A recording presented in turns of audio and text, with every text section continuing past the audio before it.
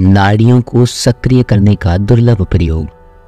दोस्तों, हमारी सूर्य, चंद्र और सुषुम्ना नाड़ी हमारे जीवन को प्रभावित करती हैं। इतना ही नहीं, यह हमारे मन, शरीर और हमारे प्राणों को भी प्रभावित करती हैं। और यह तीनों नाड़ियां, इड़ा, पिंगला और सुषुम्ना नाड़ी कैसे कार्य करती हैं? आज की इस वीडियो में हम तंत्र से एक ऐसे प्रयोग को बताएंगे जो आपके जीवन में बदलाव लाएगी।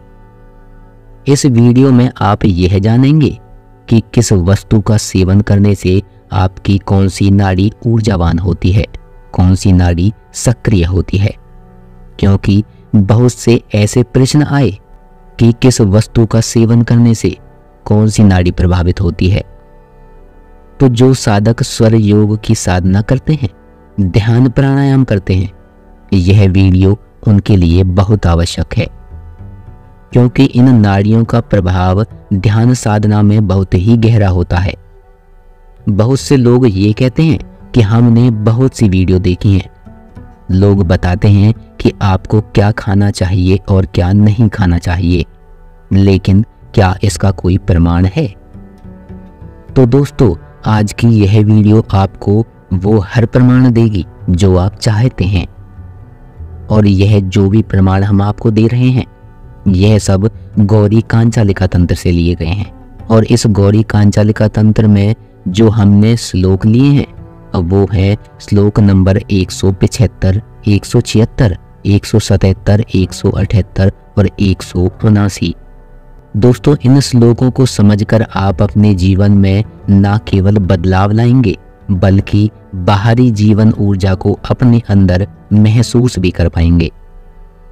इन श्लोकों के अर्थों को समझने से पहले आप यह समझ लें कि हमारे भारतीय धर्म ग्रंथों में सभी ज्ञान प्रश्नों पर आधारित है। जैसे श्रीमद् भगवत गीता में अर्जुन प्रश्न करते हैं और भगवान श्री कृष्ण उसका उत्तर देते हैं।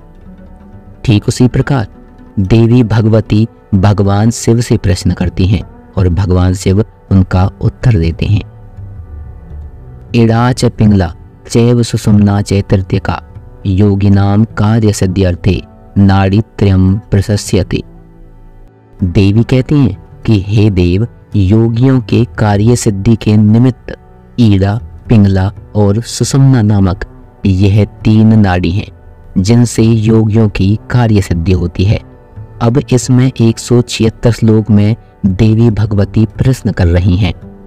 केनोपायेन देवेश प्रकाश्यन्ते च नाड्य, अर्थात किस उपाय से उन नाड़ियों का परिज्ञान होता है, यह बताकर मेरे कौतुक को शांत कीजिए। मेरी जिज्ञासा यह है कि ऐसा कौन सा उपाय करना चाहिए जिससे नाड़ियों के बारे में हमें पूरी तरह से जानकारी हो जाए और उन नाड़ियों के समस्त रहस्यों का हमें ज्ञान हो जाए। अब आगे है श्लोक नंबर 177।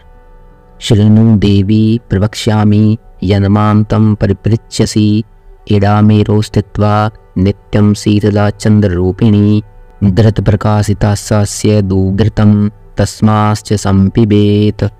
अर्थात श्लोक में भगवान शिव बोलते हैं कि हे देवी, मेरुदंड के बाहरी भाग में चंद्र रूपणी शीतल नाड़ी का स्थान होता है।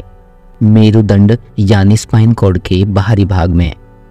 आगे कहते हैं कि उक्त नाड़ी घी के सेवन करने से प्रकाशित होती है। घी को संस्कृत में घृत कहा जाता है और इसका उल्लेख यहाँ किया गया है। दोस्तों, यह श्लोक बहुत महत्वपूर्ण है क्योंकि अब तक की किसी भी वीडियो में इस बात पर किसी ने कोई चर्चा नहीं की है कि किस वस्तु को खाने से कौन सी नाड़ी पोषित होती है या प्रकाशित होती है। इसलिए यह श्लोक अपने आप में बहुत आवश्यक है। और इतना ही नहीं, और किसी ग्रंथ में इसके बारे में जानकारी हमें प्राप्त भी नहीं हुई है। तो इस श्लोक से आप यह समझ गए होंगे कि आपको यदि अपनी चंद्र नाड़ी का बल बढ़ाना है तो आपको घी का सेवन करना चाहिए। यानी कोई भी कार्य जो चंद्र नाड़ी के चलने पर सफल होते हैं, और जब आप वह कार्य करने जा रहे हैं तो आपको घी का सेवन करना चाहिए, क्योंकि घी का यह सेवन आपकी चंद्र नाड़ी को प्रबल बनाता है।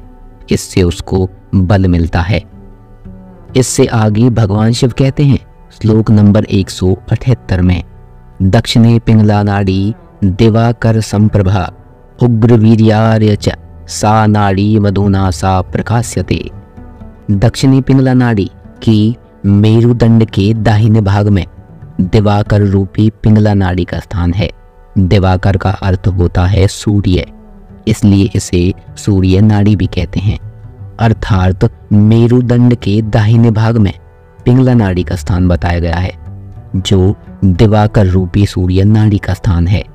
कौन से खाद्य पदार्थ लेने से यह सूर्य नाड़ी प्रभावित होती है, पोषित होती है, या हम कहें कि पिंगला नाड़ी का बल बढ़ता है, तो उसे आगे इस प्रकार बताया गया है, मधुना सा प्रकाश्यते, यानी मधु का सेवन करने से यह नाड़ी पोषित होती है, प्रभावित होती है।